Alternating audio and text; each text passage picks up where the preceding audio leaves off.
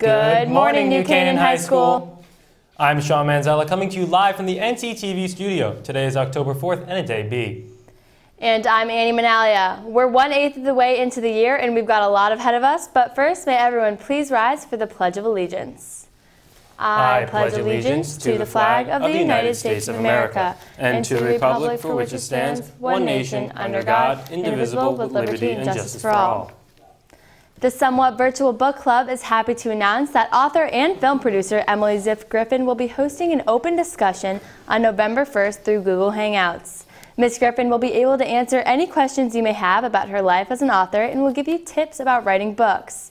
We caught up with club leader Riley O'Neill to find out why she's so excited about the open discussion. I'm really excited to have Emily Ziff Griffin join us because her book has a really unique storyline. It's about a young girl who is a coder, and she gets dragged into this weird world of somehow trying to save the world. The Virtual Book Club connects hundreds of students throughout the world through Google Hangout each year and is looking to recruit new students for the upcoming event with Ms. Griffin. In other news, the Rams Sports Store is back in action and ready to help students get all styled up for the upcoming school year. This year they have shirts, pajamas, hats, and much more, all with NC colors and logos. Items purchased from the store raise money towards the NCHS athletics and is a huge reason why sports teams are so successful every year. So why not get some New Canaan gear, show some New Canaan support, and help out a good cause? The store is open from Fridays only from 12 to 2:30, so be sure to pick up your sports gear before it's too late. Now, once again, SAT reasoning and subject tests are tomorrow. Remember to show up a few minutes early at 7:30, bring your testing ticket, number 2 pencils, and a calculator. This is one of the last chances for seniors to get their scores in, so good luck and get some rest tonight. And also, seniors, about those transcripts, let Ms. Granite know about 4 weeks before your first application deadline that you would like to send them in. NCTV reporter Caitlin Piotrowski sat down with Ms. Rivera, who stressed the importance of senior appointments and how your counselors can help. The senior appointment is the most important piece of this because that's the opportunity for counselor and student to talk through what's going to be ultimately go on our recommendations. We can help you with every page of your application if you have questions. Most kids come in with their laptop open and we go through it together. Thanks, Ms. Rivera. And seniors, if you haven't already, make sure to schedule an appointment ASAP. Now, getting into college is the first step, but paying for it is the second. Financial Aid Night is also on Thursday, October 12th at 7:30 p.m. The evening is mainly for parents, but students are welcome to come. The week we've all been waiting for is coming up. Although homecoming is a little bit later this year, Spirit Week is closer than you think. The week kicks off with my personal favorite, Pajama Day, on Monday the 23rd. After that, Tuesday is High Society Day. Then Wednesday is the famous Costume Day. Thursday is Turn Back the Clock Day. And finally, Friday is Red and Black Day. This all leads right into the pep rally during school on Friday. After school, the bonfire will kick off at 6:30 and go until 8 o'clock. The week will then wrap up with the football team taking on Passaic Valley on Saturday at 2 o'clock. It's set to be a great homecoming game, and I'll see you all there. Now, Sean, I can't wait for homecoming this year, and I can't believe it's going to be our last one as NCHS students. I know, Annie, the years just fly by, but football isn't the only sport I'm going to miss watching. Let's head over to Luke Pelly for the rest of the sports update. Luke? Yeah, Sean, Annie, it's definitely weird to think that our last Spirit Week and homecoming game are almost here. But the game's not over yet, so without further ado, my name is Luke Pelly, and this is the Rams Sports Report. We start with boys cross country, who just won their meet on Tuesday the 3rd against Trumbull, Wilton, and Trinity Catholic.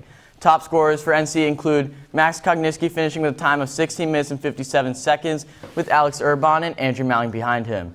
This is actually the first time in 5 years that they beat Trumbull, so let's hope they can keep up this same winning streak as they're going to the Brewster Invitational this Saturday and are currently 7-2 this season. This past Wednesday, the girls swimming team paid a tribute to former teacher Kelly Devine, where they headed up to the Norwalk High School for the 2nd annual Kelly Devine meet, where the girls took a dub for Miss Devine, blowing Norwalk out of the water 100-81.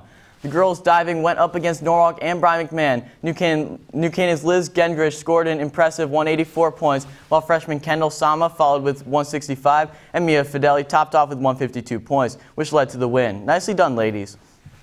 Now with less than half the season remaining for boys soccer, the guys sit at a record of 1-7-2. Since their crazy 3-3 draw last week, the boys lost 2-0 to Fairfield on Tuesday, followed by a 6-0 loss to Norwalk yesterday. The boys hope to turn this around with games tomorrow against McMahon and next Thursday against Darien. Now on to the NC Feet girls soccer, who played a great game against Norwalk, but don't take my word for it, let's roll the tape. The girls hit the turf on Wednesday night, looking to trample Norwalk for a win, gaining 4 wins, 3 ties, and 3 losses.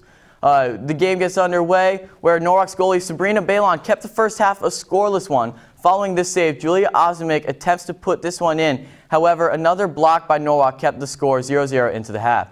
The Rams gained some traction here, however, with an assist by Ozimic, headed in by Braden Dial, which soars over the defenders right over.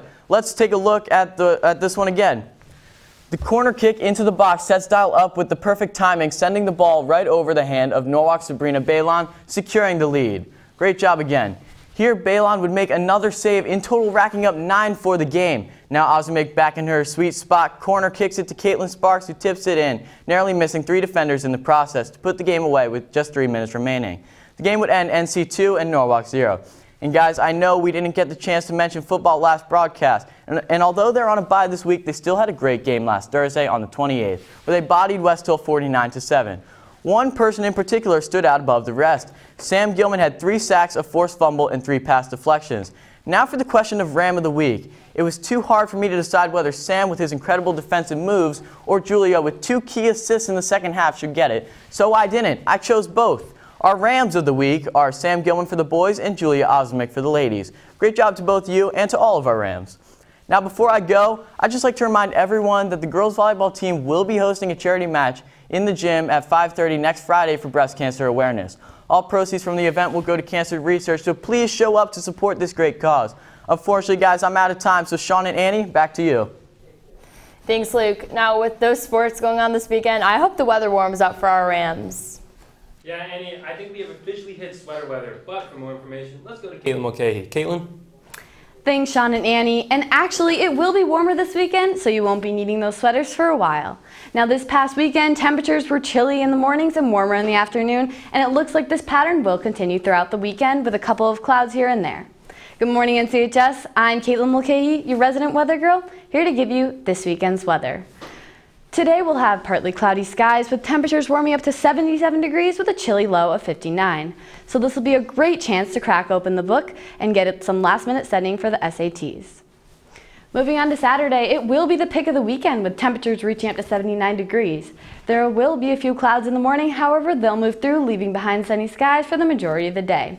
So be sure to get outside to take a hike or get on a bike and enjoy that fall foliage. Sunday, the clouds will return once again, this time bringing rain. Temperatures will remain around the same with a high of 78 and a low of 65. Well, guys, it will be hotter this weekend, so Sean and Annie, be sure to get outside and take advantage of this warm weather. Thanks, Caitlin. Now, before we go, we would like to wish a very happy birthday to Chad Herman, Teddy Mangus, and Andrew Zuo.